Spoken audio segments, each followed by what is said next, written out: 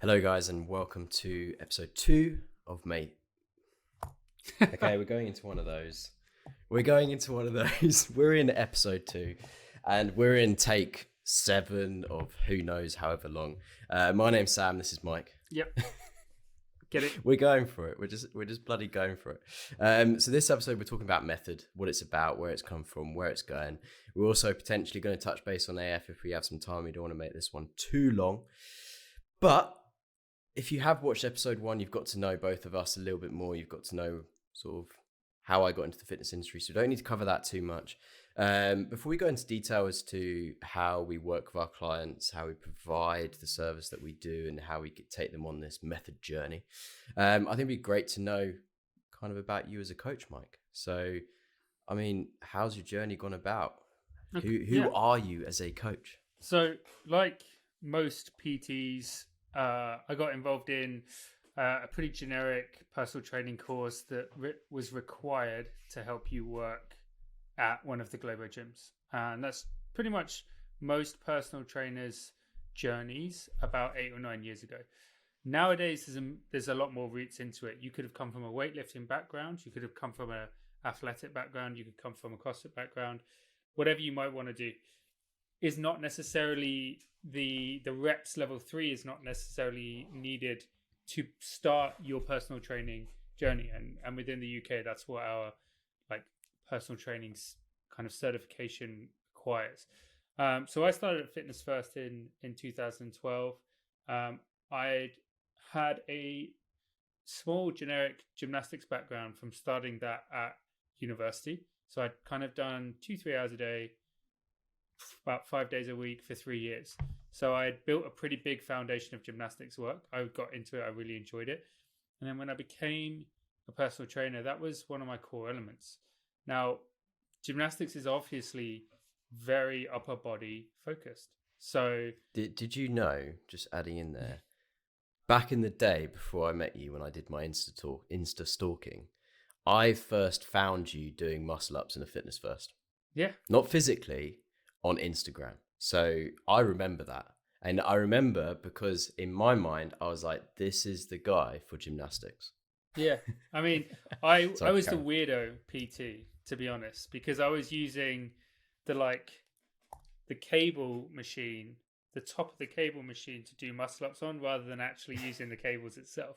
So I was probably quite annoying as well. Probably break your shoulder trying to go. Yeah, it's probably quite annoying as well. But I guess my thing was a little bit more power to weight ratio, move a body athletically as opposed to simply gain mass, which I guess at the time it was, most gyms are generically focused around. You know, even now, if you go into a regular gym, it's still free weights and a mirror in most gyms, followed by a lot of people looking at themselves and looking at people around them. And then a cardio section is kind of split, and those two never really integrated until more recently. They need to put a ban on putting mirrors in the cardio room. I'm just going to say that. No one wants to look at themselves doing cardio. No. It's just a fact. No need. To be honest, that is one of the things I think CrossFit gyms got right, is a lack of mirrors. Because I remember at the beginning when people were like, you need a mirror to know whether you're lifting it right. I'm like, what happens if you ever want to lift something outside? You'd be like, hold on, mate, can you bring me a mirror? I need to pick up this box. I remember, right, CrossFit Wandsworth, Rosie and I, so Rosie Davies, would used to do, I can't remember what it was on a weekend, we would do bicep curls. We'd run into the bathroom and do them in front of the mirror in the bathroom. Because that's the only they're needed. Only exercise that warrants. Yeah. You definitely don't need a world deadlift. Yeah, exactly. But you want to see how big your biceps are growing in that moment. I get it. Where was I? Fitness First. Yeah. So I started to build a PT business based around the kind of consultation process, and what I tended to do was tried really hard to listen to what the person in front of me really wanted, And at the time, there was a specific type of person that I wanted to train. And if they didn't match, I was just like, cool, you know where I am if you need me. It wasn't really a good sales process if you were talking about it from a sales perspective. I wasn't a very good natural salesman because the whole sales process made me feel really awkward. And when you start out as a PT, you're pushed a million different sales courses, and people are trying to turn you into the Wolf of Wall Street. And to be honest, some people fit it really well, and some people don't. And I didn't. So my sales process was, this is what I do. You know where I am if you need me. And whilst it meant that I didn't build my PT business really quickly, it meant the people that I did gain stayed. And to be honest, I still have some of those people from Fitness First, and that was 8-9 years ago, which is crazy to think about it. Jasmine, for example, is still with me now, and that's someone who I picked up in Fitness First, and we used to just push a boxing bag up and down the corridor because they didn't have a sled. So yeah, again, using equipment that wasn't supposed to be used for its purpose. Got into CrossFit. That was quite eye-opening and humbling for me as an athlete at the time, and it kind of got me into looking at, all right, what is this CrossFit methodology? Seems to be working. Albeit it was butchering the art of gymnastics at the time. It was awful. And if you looked at it from a traditional gym, exactly. And if you looked at it from a strict gymnastics or weightlifting perspective, it didn't make sense. No. However, if you look at it from a more full body exercise program, it makes complete sense. So just quickly, do you remember back then when you used to get really excited, and you probably still do now, when you got so excited when you went into a gym and saw it had a rope? Yeah. And like, if you had a new person in the class, like even as a coach, remember, they'd be like, "Oh my God, you got a rope, I'm going to go climb it." Yeah. And you're just like, "Oh my God, just go." Yeah. And I remember because I went to Miami to do some CrossFit with my friend back in the day. Great place. But the coaching standard back then was horrific. Like, it was like the warm up was get in a circle, do little ankle twists, do little shoulder rotations, a little bit more, go do the workout.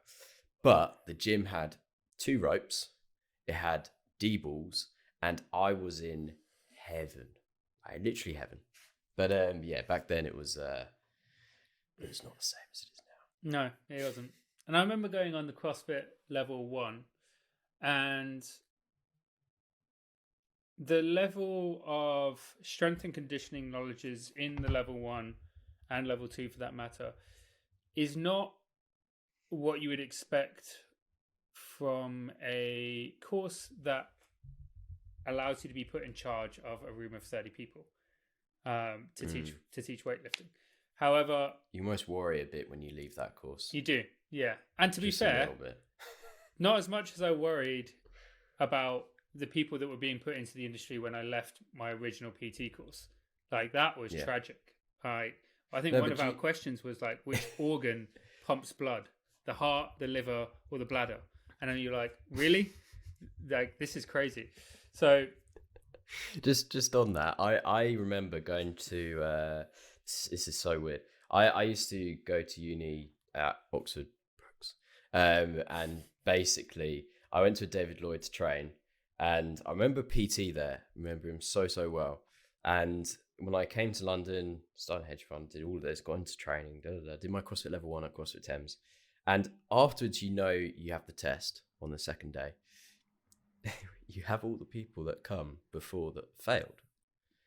That PT from when I was at uni was there, retaking his CrossFit level 1 test, which is not is worrying. Yeah. The worst thing about that course is you could get everything right, but if you got wrong the legalities of what you can call yourself, you were made to come and do the test again. They were so hot on lawsuits back then. So if you said, I'm a CrossFit trainer, you couldn't call yourself that. You were a level 1 CrossFit trainer, which is, it's so pedantic, but you could kind of understand why quite a lot of people ended up failing that. But it is a great course for understanding how to coach a group of people in any Yeah. manner. It's like handling a room is the best things that I took from that. And it's evolved us who we are today. Yeah, after my level 1, I went on to CrossFit gymnastics course, which I did in Amsterdam. This was an experience, and this is where I met Dave Durante, who owns Power Monkey. I met Dave Durante and his wife, and my level of gymnastics was much, much better than the average participant there. Day 1 went by really well, and I remember I was staying with a friend, and I got a text that evening, and my high school friends just happened to be going through Amsterdam, and I was like, "Look, I've got a course. It starts at like 7 or 8 a.m. I can't remember. I've got to get this last train back, which was like 10:30. But I will come out for a drink." And I remember looking at my watch and going, "It's 11 o'clock. I've missed it. So I'm staying out all night." So I ended up staying out until about 4 a.m. in the morning, going back to sleep and waking up, panicking because my time zones on my phone weren't even matched up. So I was like, "Oh my God, I have no idea what time it is." Trying to navigate myself from the place they were staying, the apartment they were staying, to CrossFit Amsterdam. And Dutch is one of those languages, if you don't understand it, you can't guess it. I think if you have a good understanding of English, and like I had a good understanding of French, in Spain, in Italy, you can kind of roughly guess what each thing says. Dutch, I had no chance. Yeah.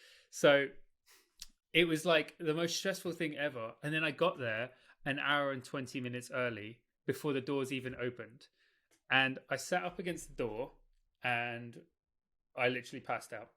And I woke up to Dave Durante tapping me on the shoulder going, "Hey buddy, I'm going to be my demo today." Oh no. And honestly, I was like a mess. I wasn't even hungover. I was still just really drunk for the first 3 or 4 hours of this course. But I actually formed a really good relationship with him and his wife Sadie over that day, and a relationship that I still have today. But that was a really great course, and actually that's not necessarily down to the content. That's down to the coach who was teaching it. And Dave has an incredible way of explaining movement. So I think you definitely take little gems from coaches that you kind of learn from. Yeah. And that kind of evolves who you are as a coach. Yeah. You kind of hybridize your own little methodology and how you work with your clients. You take a little bit of this, take a little bit of that, and you sort of formulate your own style. Yeah. Obviously, the drinking part was not part of your style. No, it wasn't. It was that was reckless, like 22, 23-year-old. But that kind of opened my eyes into a new element of kind of coaching. And I started following his company, Power Monkey Fitness, and they do great stuff as well, and really, really structured, really simple to follow how exercise demos. And I really, really, I still love their stuff. And he's a coach in the industry that I still look up to, along with all the Power Monkey crew, to be honest. And actually, I got their Power Monkey seminars to come to CrossFit Perpetua, which is where I went after Fitness First. And Perpetua had a really awesome onboarding process. They were the first gym I'd seen that did not allow you to get into class without doing personal training. And that really resonated with me because I come from a personal training background. And so that was all about teaching people fundamental movements before they added intensity to it. And I think at the time, it's probably the only CrossFit gym in London really teaching it properly. It was one-to-one. It wasn't as a group, which most gyms were doing group fundamentals. And during my time in Perpetua, I think the standard of coaching there among the 5 or 6 coaches was very, very high, and we used to hold each other accountable. And anyone who used to come on board was pretty much forced to step up their coaching element. Fast forward a few years, I ended up running CrossFit London as their CEO, which encompassed CrossFit SC11 and CrossFit London at the time. When did you do your FRC? I did that I did that during my time at CrossFit London. So the very, Okay. very beginning of CrossFit London, I did that. Yeah. And I went to Zurich to do that and obviously expensed the entire trip because Zurich is the most expensive place in the world. But that was a really, that was my last in-person course that I've done, because I guess didn't do anything for a year or so after that, and then we kind of went into lockdown, and in-person courses ceased to exist. That was really great because it challenged my perception of injury and rehabilitation and prehabilitation of injury as well. And I incorporate a lot of that stuff still into my clients' warm-ups, into my clients' strength practices. And yeah, really, really powerful movement course that I definitely recommend to a lot of coaches who want to do something a little bit different outside of sets and reps. Understanding the body as a system a little bit more rather than just singularities.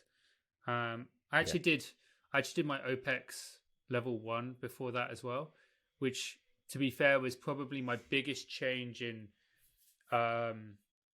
direction with training towards becoming something a bit more holistic, something that encompassed understanding the client's why, understanding their outside, understanding that what is realistic for a client to achieve. Is it realistic for the guy who's doing a 7 a.m. to 7 p.m. job to become a regionals athlete? It's not. Like, it's just not. And people hate to hear that.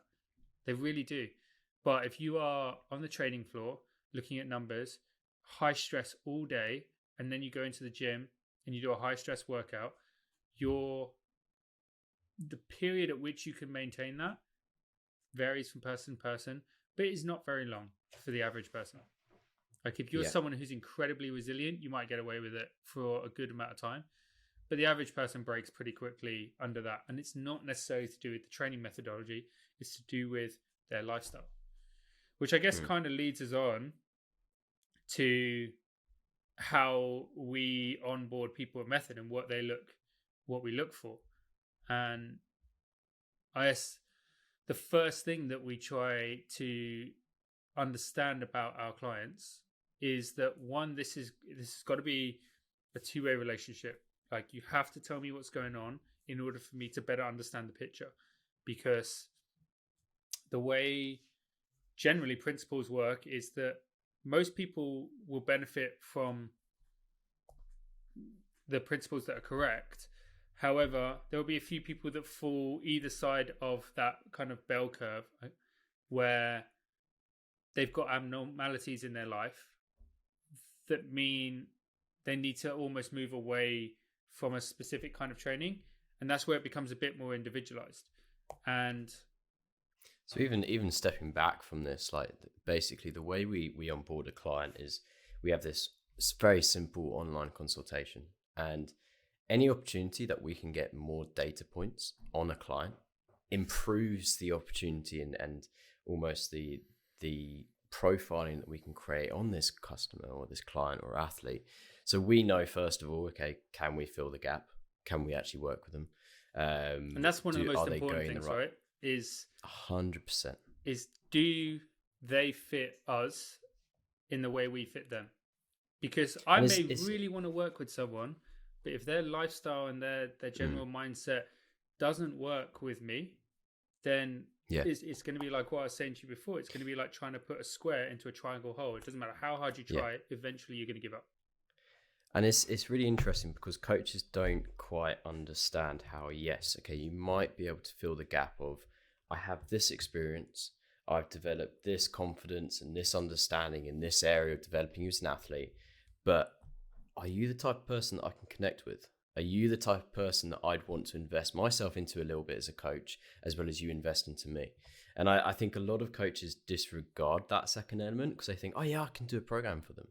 But can you connect with that client? Can you create a system where, I think you said it, it might not have been to clients, but you said it like, if you can't think, I want to have a drink with this person and just have a chat, then Yep. are they right? Are you a good fit for them? And it's difficult because you can be the yes man. And you and I know that we can, and this is a big thing for us and method, is that we could very easily say yes to everything. We could Yep. very easily say, yeah, well, we'll do a program for you. Yeah, it's fine. And we have in the past done generic programming, but it goes against, and there's obviously a big question on generic versus bespoke and one-to-one coaches. There is a massive disconnect between the two on the emotional level, on the connection level, and from the thing that means the most. And this is basically why I do what I do, and probably why you do what you do, where we have the opportunity to connect with people and take them on a journey, give them our experience, give them our value, and give them what we've developed over the years to see what they're capable of, to unlock that potential, to go on the journey. And I think that is primary as to what we care and drive on, is if a client comes in and we do not see a fit and we do not think we can provide the service and we cannot create that connection, we'll be completely honest. Yeah. And I think even so for example, Method was built in the early days on generic programming. Generic programming is great. I mean, I'm gonna touch base very quickly on it, not too much.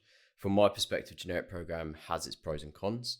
From what we're trying to achieve with Method, we cannot create that personal connection.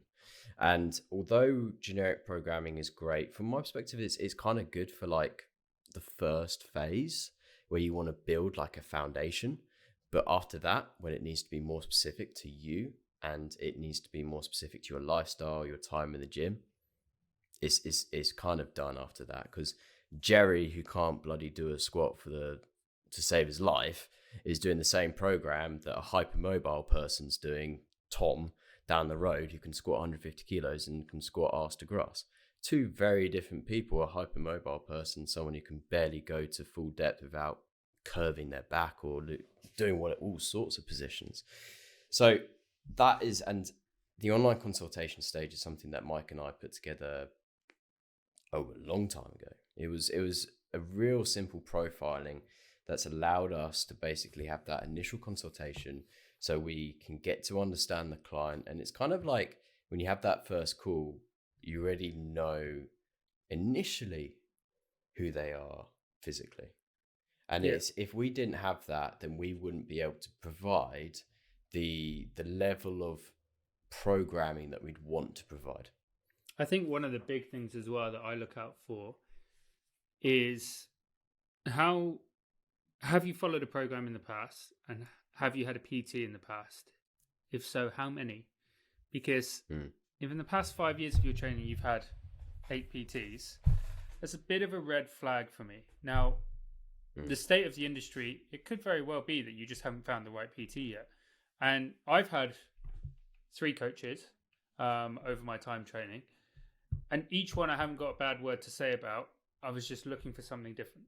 Now, if someone's jumping from program to program to program very, very frequently, it shows a level of commitment, to be honest, that I'm not that interested in taking on. Because when me and you take on a client at Method, it is an investment into the client, both physically in terms of writing their program, mentally in terms of like the thinking, the creative headspace, but also emotionally. Like, I'm getting to know this person, and if they're not going to be upfront and honest with me, and there's nothing worse than writing someone's program and getting to Friday or Sunday and seeing that they've done none of it. Yeah. And you're like, what was the point in writing that program for you? This is probably the biggest mistake that has got me into this direction, is the amount of times you program for someone, you get so heavily invested in them. And after a month, they're like, oh yeah, it's not working. And you go to their program, it's like, we haven't done it. You're like, I've tried to call you. I've tried to organize catch-ups on the weekends. And it's not because you can't create that connection. It's because it's just, they don't want to put in that work. And I think it's kind of like a personal level for both you and I, where we put so much of ourselves into our clients that if we know we waste a month with a certain person, it's a lot. It's a lot it's of energy, frustrating as well. and it's massively frustrating. I'd honestly rather I'd rather not onboard that client to begin with, and put the time it takes to onboard a new client and go through that process and emotionally connect with that person. I'd rather put that time aside if they're going to leave in a month's time, and put it into my other clients. Yeah, so it's a massive risk for us. It is, but at the end of the day, we do what we do, and we do it for a reason. And we could have very easily kept on the generic programming. I mean, generic programming is, I'll be honest, it takes time, and I always look at programming as almost like a piece of art. So like a coach does a brushstroke, he does like all this movement from all of his experience and where he's come from, and the end piece is this beautiful program that is so unique to that coach, like the journey they've been on. So like, for example, for you, it'd be a little bit of FRC, a little bit of OPEX, a little bit of Power Monkey, maybe a little bit of stuff that you've developed yourself from back in the day when you used to bench 140 kilos or whatever. Still working on your biceps. Not quite there yet, but you're getting there. I'm a shadow of my former self nowadays. I'll never forget the time you came up to me and you're like, fucking hell, mate. It was at Elephant Castle and you commented about my biceps, and I was like, oh, fair enough. That was probably the greatest day of your life, like, to be honest. Remember that. So this programming is, I'm not saying the program is value, but there comes a point, and there's so many pros and cons about generic programming, that you lose that connection. And to be honest, like, you can have a program up there and it just churn, and people just buy it, they do it, and you keep in touch with them, but you're not getting that connection. And that is something that we, like we said, is so primary as to what we do. And that kind of goes to the next topic. So creating that client coach relationship is so important. And obviously every relationship you have with your client is unique to that client, and unique to the goals they have, and unique to the journey they want to take, and everything else. So I suppose it's really a question for you, Mike, if we start just sort of what I would almost say, because instead of saying like, what is your relationship with your clients, it's more, what do you try to achieve with your clients from day one, from like a investment perspective and communication perspective?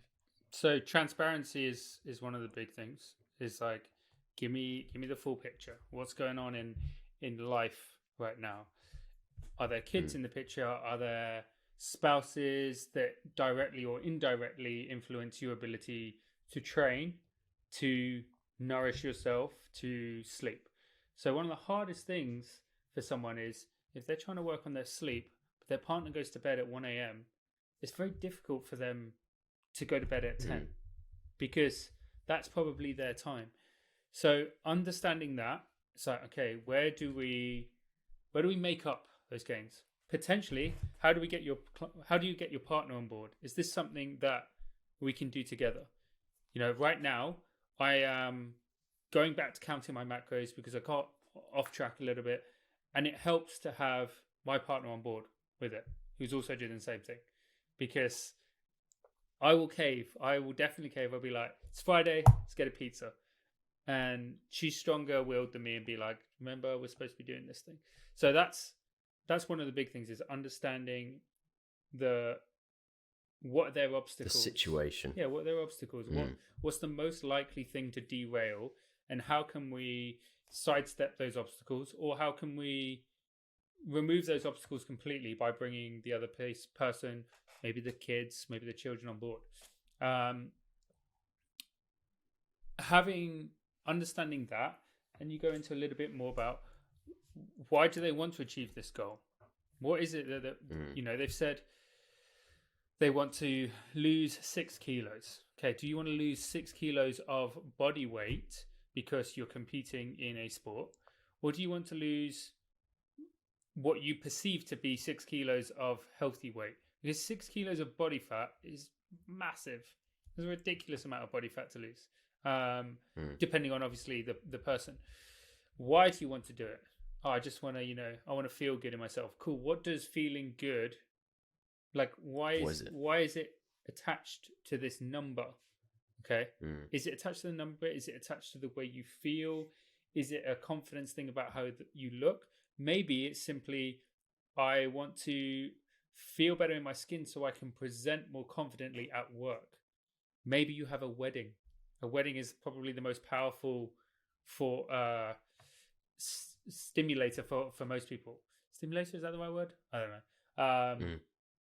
Motivator, I guess. Driver. Yeah, driver. There you go. So because most people will get married once, right? And it's an event where people have cameras out. There's a lot of photography going on. People want to look good, and that's understandable. So that's a very powerful motivator. And I know that if someone's got a wedding, it's something that means so much to them that they're going to stay on track. However, if they're just like, I want to get chiseled, I want to look good naked, I want to get bigger arms, and I want to have a bigger chest, that's not really my type of client. However, I will go into the reasons why with them. Like, where does this belong to? And in understanding their reason why, I connect with them on a better level. And I'm like, do you know what? I can help you get there. If you wanted to just aimlessly just get bigger, aimlessly just get bigger. Yeah, this is what happens when we do about 12 takes. Is I lose the ability to speak. But if they aimlessly want to just get bigger for no reason, I struggle to connect with that, and I struggle to write the programming behind it. Whereas connecting with someone on that emotional level and understanding that, hey, I want to lose a few pounds because, do you know what? I was bullied as a kid. I want to feel confident, and I want to walk around feeling proud of myself. And I've connected that in my head to my weight previously. That's something that is like, that's deep. That's some deep shit. And it's something where you're like, okay, I can get on board with this. Let's start that journey.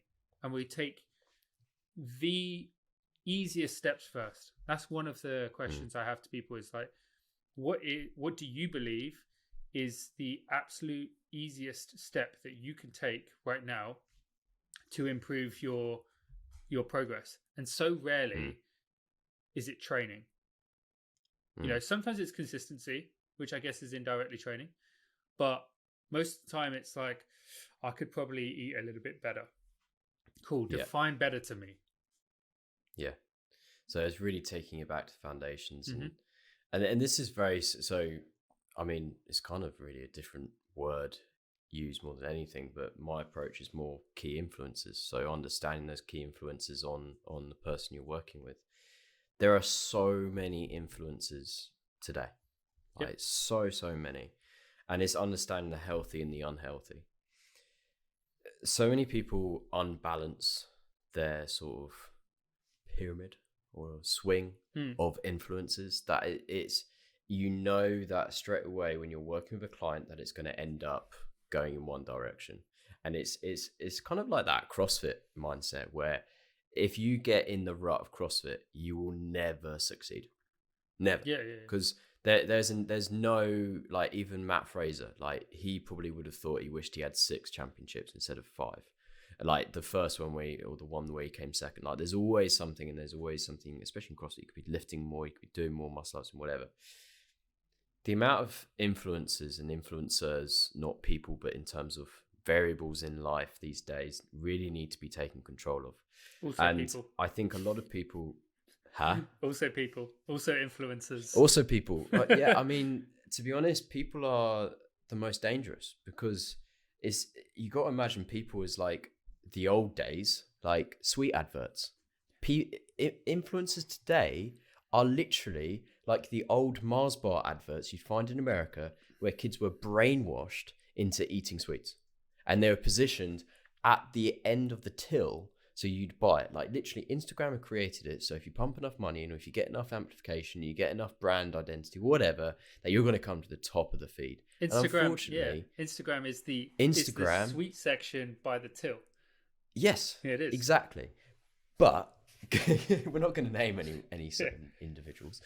But these influences are so unhealthy to people's mindset and approach and goal setting. And it's even, I always like to see it as you've got influencers and you've got sort of like ambassadors and amplifiers of those influences. So, for example, you could have a certain influencer that's encouraging a certain methodology. then they create this community of people that are completely driven by it. Like, this is the way, like, these people are amazing and all of this. This is the way. The person at the back, well, literally, there's people in the back who are not at that level yet, but they are basing their goals on going in that direction because they don't see any other way. And that, for me, I find it so difficult because you take on a client and they are either and you can kind of tell what their key influences are in their life. That you can kind of go, right, okay, they've clearly seen a bit too much of this, or they clearly are driven by this style. And you have it all the time. You have someone comes in and they write at the top, I want aesthetics. Okay, which is an okay goal. Let's get you. It's fine. It's great. It's awesome. But let's get you into a program, because aesthetics, is it healthy to go in that direction solely? Like, if I was to say I want to go in the route of aesthetics, I've been there. You never stop. You go into a diet, it's great. You do it for 4 or 5 months. You start drilling yourself. You basically kill yourself. It's endless. And then someone tells you your calves look small, and it occupies your entire world. Exactly. So it's really, for me, like, it's understanding healthy and unhealthy influences, and if they do have an aesthetics goal, it's giving them another goal as well that can give it a bit of reality and a bit of perspective.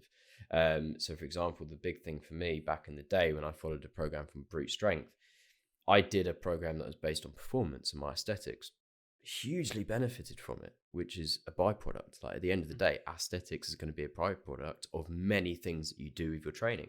If you do an aerobic bias program, you're probably going to get shredded. If you do an Olympic lifting strength program, you're going to get absolutely massive. Maybe you stop eating as many calories for a week and you absolutely shred your water retention. You're just like, bloody hell, I am absolutely shredded and stacked. So for me, it's understanding and balancing key influences in that person's life, connecting with them and getting them to understand that I know what those key influences are, and identifying what ones are potentially unhealthy and going in the wrong direction, what are going in the right direction, and just go from there. So it's very similar, and I think that is kind of why it's so important for us to create that connection early doors with our clients, which is why we do, obviously, the initial consultation. We do a Zoom call or a phone call to really connect with our client, and I think not rushing it is probably the most important thing. Yeah. And it's so easy to go, we'll put you on a program tomorrow. Well, hang on, like, let's just make sure that you have the capacity to commit to this, and that we have the capacity to have the expectations to know what we need to understand from each day's programming and results and everything else. It's kind of moving on to the next thing. So it's kind of interesting because that is all part of the process of onboarding a client, and what makes us kind of very driven to making this whole service very bespoke and very connected with our clients. And so we can create that connection. We can really basically just smash all sorts of goals and set goals on a regular basis. But the actual process, so once they get on a program, there is a process, and the process is probably equally as important as the onboarding stage. Agreed. So explain the process, Mike. Go. What is your process? I mean, we have the same processes. I'm just getting Mike to talk about it. So do you mean process from, in terms of like, okay, client comes to our website, or from there on?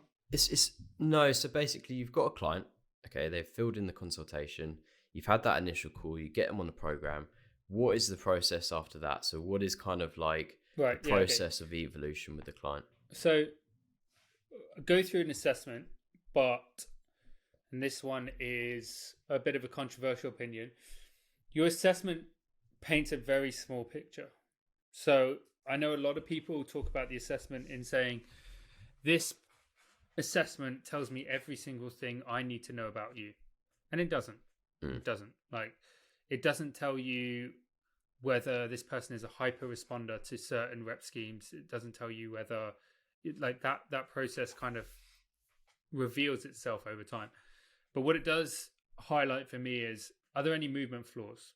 Can I bring my right shoulder all the way to 180 degrees perfectly, and then my left shoulder is stuck at like 120? That's going to present a pretty big problem when it comes to overhead movement. So that's something that we would focus on fixing. If people actually knew that when they did the consultation, then they'd probably be good enough to fix it themselves. Exactly. So you always find that type of stuff they don't know about. Yeah, exactly. And so what we want to look at is how does someone move? Assess them from ankles upwards, so or even feet upwards, to be honest. Um, Mm. if someone's got missing, 20 degrees of flexion, dorsiflexion in their left ankle, it's undoubtedly going to show up when I test their air squat. So maybe that lack of 20 degrees flexion doesn't actually bother them. So, for example, my ankles are relatively flexible. My left ankle is a little bit tighter. However, I can still sit in a very, very good looking squat. Now, when I start to load that up, that becomes more of a problem. So, at light loads, can get away with it, no problem. And maybe that person's like, they show me an air squat, and it looks great. But having identified that they've got a left ankle issue, I know that further down the line, if we don't fix that, it might cause a back issue, it might cause a hip issue, it probably even cause a knee issue. And so finding out, we do a movement assessment to begin with. So day one for 90% of my clients are, unless I know them previously already and I've kind of done this already, day one is effectively a movement assessment. Assess ankle range, knee range, hip range, thoracic mobility, shoulder mobility, and core stability. So, one thing that I often say to people is, if you can't hold a hollow body shape at all, or your side plank is massively varied from side to side. Let's say you've got a 30-second side plank on the left and a 90-second side plank on the right. It is simply a case of when are you going to get injured? Because there's such an imbalance. And often the people I had, which I think I said before, is people are chasing performance or competitiveness. Now, I don't care if you can deadlift 200 kilos. If your side plank is 30 seconds, that's tragic for a 200 kilo deadlift. And you can make such quick progress by targeting core work, right? Which is not always the most interesting thing for people to do. But we just tie it in with their warm-ups. So I'll sneak in 4 sets of 30-second side plank into their warm-ups. Right? So your first phase is screening, foundations. Screening, essentially. For some people, like I'll test their foundations, and aerobic capacity is one of the foundations that I test. Sometimes their aerobic capacity is through the roof, and I'm like, okay, this person's resilient. This person can recover from a good amount of work. Now, if we go look at someone who's come from an aerobic capacity background, Sam Briggs, that person recovers like no one I've ever seen, right? And the amount of workload that she can handle is unreal. And so aerobic capacity testing for me tells me how much volume this person can recover from. So if they are a powerlifter and their aerobic capacity is that of a one-lunged 60-year-old smoker, it tells me that the rest period between their sets is probably going to need to be quite high. And this is something that's kind of emerged a little bit more with CrossFit, is people are like bucking that trend of, hey, you've done your sets, now you need to rest 3 minutes. And they're like, actually, their aerobic capacity is so much higher than that of an average weightlifter that they can do this workout as an EMOM or a 90-second race. And so I can program for someone with a high aerobic capacity the same kind of volume and strength work in a shorter period of time than someone with a lower aerobic capacity. Which is, you wouldn't find these things out without testing it, or I guess without knowing what these data points mean in the first place. Yeah. So what comes after that? So you got screening and understanding foundations. And then we get into building the program based off the assessment to an extent. And so movement issues are going to be the biggest priority. So we fix those, and if the athlete prioritizes them, that can be fixed relatively quickly. Again, it really depends on what the athlete is looking for in terms of what bias kind of goes on. But I'll generally, after the assessment, chuck in a few little tests that start to come in with the program itself. Because Yeah. Weeks of testing just doesn't work because they're either absolutely knackered or they just don't even have the capacity to do it in the first place. Yeah. So building off that and building off what I've learned in their online consultation will kind of tell me how they kind of respond. Does this person respond well to me holding their hand? How many check-ins do I need to do with this person? I have some clients who I write their program, and honestly, they'd rather I didn't check in with them. We could not talk for 8 weeks, and then I'll speak to them, and they're like, "Yeah, everything is fantastic, really great, moving on." Some people I need to be like almost daily at the beginning. Are we all good? How did you find that today? And then that they start to build confidence in it, and it shapes its way out. To tell people what the program specifically looks like, I'm going to try and fix as many of their pressing issues as quickly as possible in a responsible way. So if they're in pain, the rest of the program doesn't matter until we're out of pain. So let's give it 6 to 8 to 12 weeks, depending on the severity, and see how we get to. Because if they haven't progressed in their numbers at all, but their movement is infinitely better and they're out of pain, that is progress. That is very good progress. And anyone who's been in a good amount of pain when they're training would tell you they would give anything to be out of that pain. Yeah. So that's step number one. As long as it's within my kind of like lane, I guess. I can't fix someone. I can't fix a snapped ligament, but an ACL, for example, snapped ACL, you don't necessarily need an ACL for very linear stuff. If someone was going back to playing competitive rugby, I'd be like, go get that fixed pretty quickly. Or skier, you need it for stability. But again, it depends on the person. They may simply refuse to go to surgery. They just don't want to do it, which is fine. So what comes after that step then? So you've got the foundations, you've done that sort of framing of the athlete, you know where they're at. What comes after that? So based on what kind of programming they're doing per week, their sessions will be structured. I structure mine into effectively, we have a no category, a think category, and a guess category. Now, as I get to know you better as a client, there's more things that I can put into the no category. The no category often starts with what works for 70% of the population. However, if it doesn't, the think category starts with what works for 70% of the population. Every time I find a piece of almost training methodology that works for you, it goes into the no category. If it doesn't work for you, it goes in the bin. We don't work with that again. Now, over time, this no category, most of your program will be built off about 70% of no, 20% of what I think works for you, and 10% is going to be guesswork. Now, these are different things that vary your training, but over time, we build a bigger and bigger picture until it becomes more bespoke. So I often say to people, don't be surprised if what I give you on day one of your program is something that you've seen before, because I don't know you yet. And any coach who's going to be like, I'm going to give you the most varied program in the world, something you've never done before, you don't know whether that person is going to respond to it.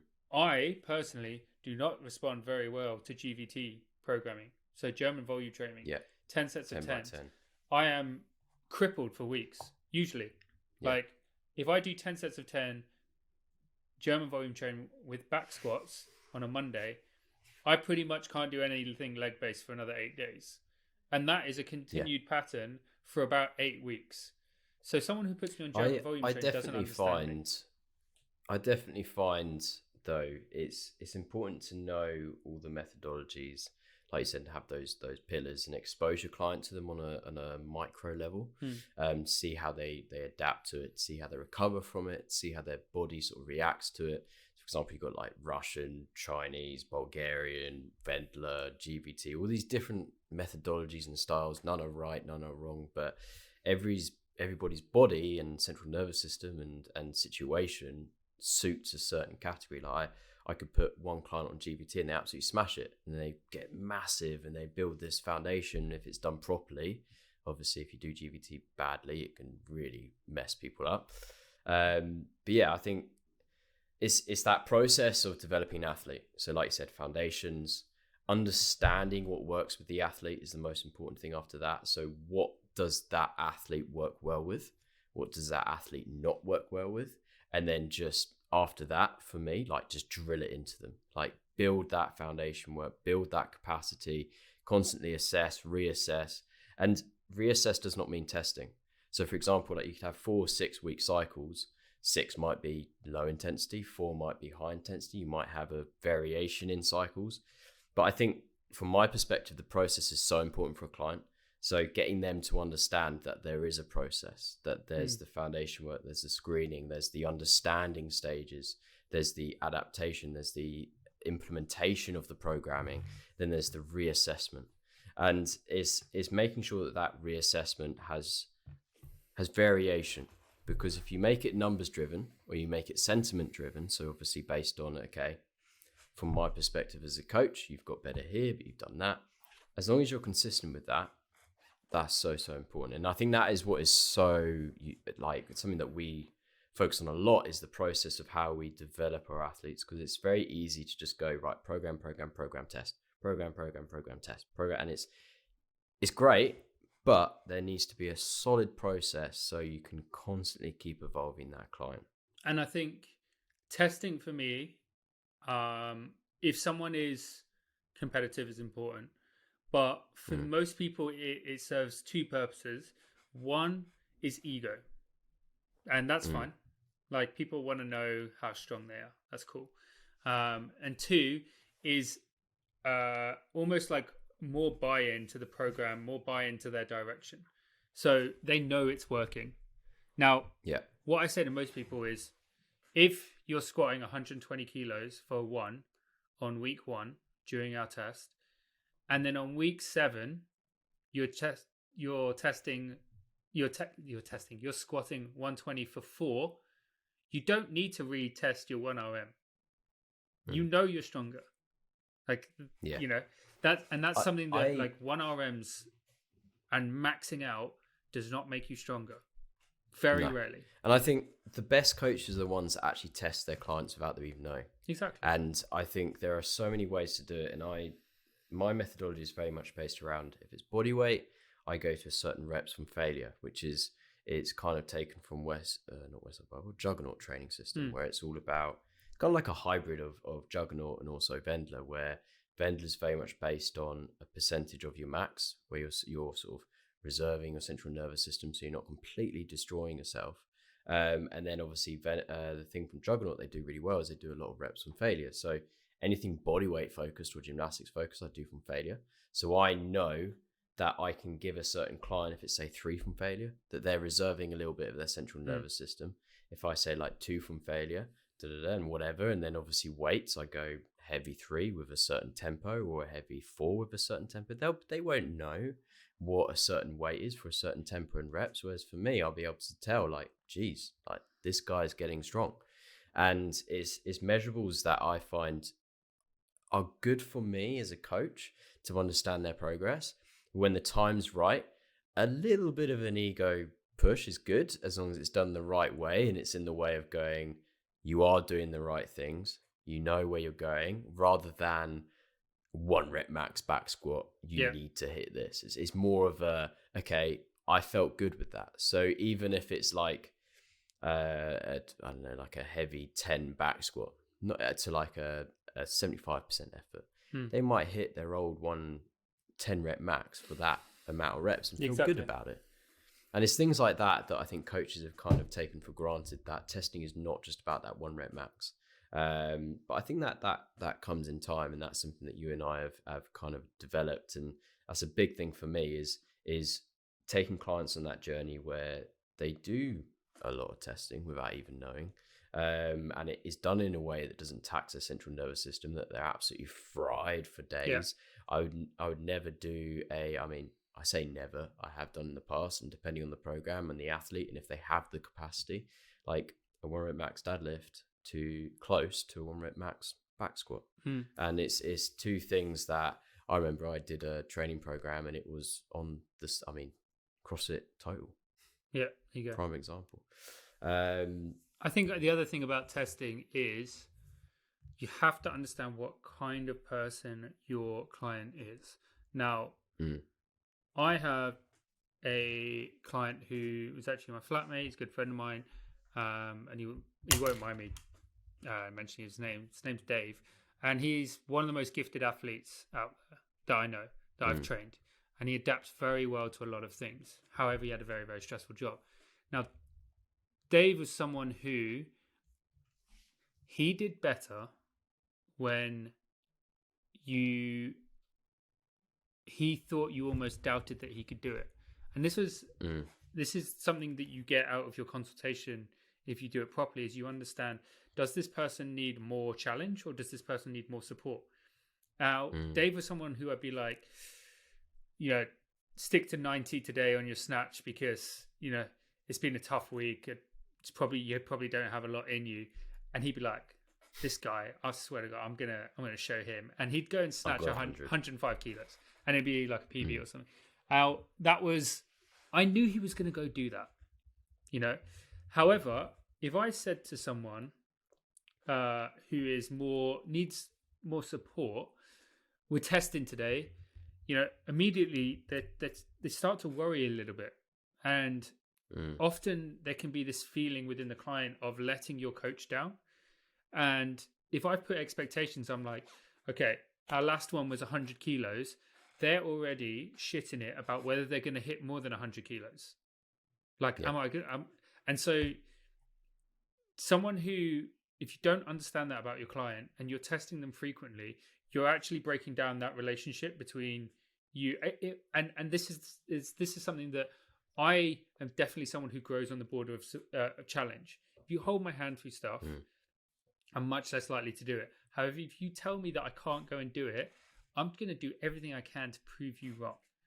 Now, flip that the other way around. If I feel like I've just let down my coach and I'm going to feel tragic within myself, I'm going to feel ashamed. And that's something you don't want to put on your client. And if you test too frequently, or you even let them know that they're testing, and they do have like a shortcoming, maybe they just didn't even sleep that night. Maybe that's all it was. Maybe they've stuck to their program 100%, but a baby kept them up all night. That can be a massive breakdown in coach-client relationship. So whilst testing is important, it doesn't necessarily need to be shown in the program all the time. And this is where I guess you're going with reassessing. The reassessment is not something that needs to be written down. Hey, by the way, we're reassessing. It's something that should be highlighted to you from you. It's almost like back-end reassessment rather than letting the client know. Yeah, I think exactly. it's having these measurables, and I definitely think you evolve and you learn this as you develop as a coach. There are so many things that you can test your clients on, emotionally, physically, capacity-wise, without them even knowing. I think we should do a whole podcast on like the border of challenge and support and different kind of personalities, because it goes so much deeper, and it's something that I can pretty much look at all of my clients now and go, they're a little bit more feminine brain, they're a little bit more masculine brain, that person is hyper masculine. And it's not just male clients. Like a lot of my male clients are hyper feminine, need that continuous reinforcement. Am I doing okay? And a lot of my female clients, I have a client called Ren, and she's just like the most hard ass, badass driven, data driven person. And she is exactly someone who is like grows on the border of challenge. Sink or swim, that is her territory. So yeah, we should do a whole podcast on that, because it's something I think coaches need to understand more as well. Is that not everyone who wants to pursue weightlifting or CrossFit or functional fitness is of the same mindset as you, just because you do that. Yeah.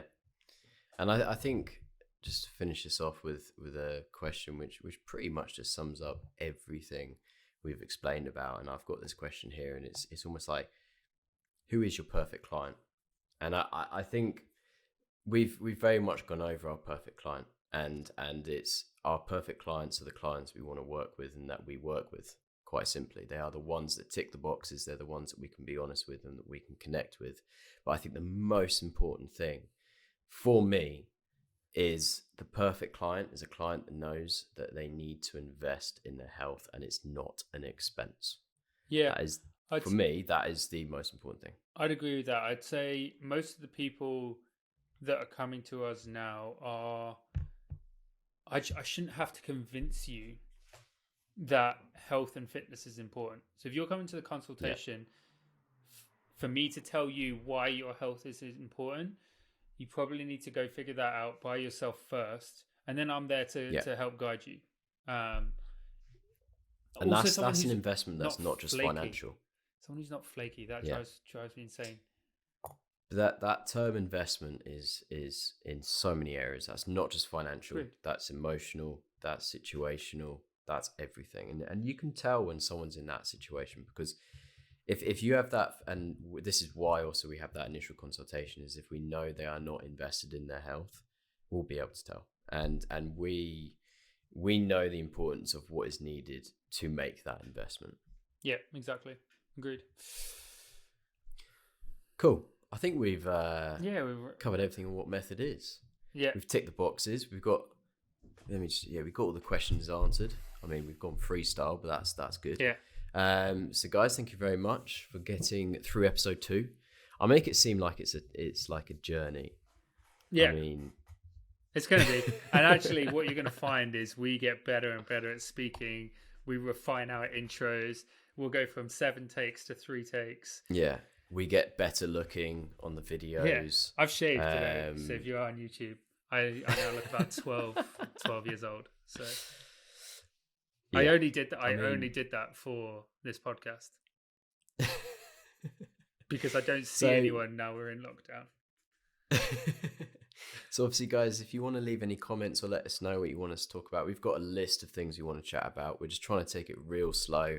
Make sure we cover every single topic in as much detail as possible. So make sure you subscribe to whatever channel you're listening to. We've got it on SoundCloud, Spotify, SoundCloud. What else we got it on? We got it on YouTube. We got it on iTunes podcast. We got it on everything. So make sure you subscribe, and get in touch if you want any topics. And got any last words, Mike? No, that's good for me. I need some food after our long takes that this has been. Right. See you later, guys. See you later, guys.